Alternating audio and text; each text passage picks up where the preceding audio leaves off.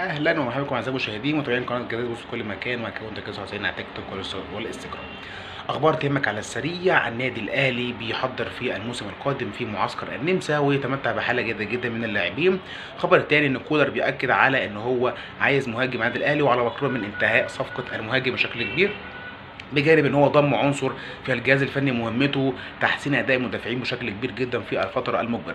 خبر ثالث معانا بالنسبه لنادي الزمالك، كابتن ايمن يونس عمل قعده كبيره جدا مع نجوم الرياضه ضمت ابرزهم كابتن حسن شحاته ورجيله فاروق جعفر، لم شمل نادي الزمالك ورموزه ووقوف بظهر نادي الزمالك في فتره مقبله في ظل الهدف منها وخروج رمز كروي من اللاعبين بالترشح في مقعد الرئاسه. الخبر الثالث معانا ان محمد صلاح اتحاد جده مصر على استقطابه بشكل كبير جدا ووصل عرض ل 220 مليون يورو، ترى الموضوع يصل على ايه في الفتره الجايه. خبر اخير معانا الزمالك حتى الان وقف القيد بسبب موضوع سامسون ورعاته. ان شاء الله ننتظر كل جديد. سلام.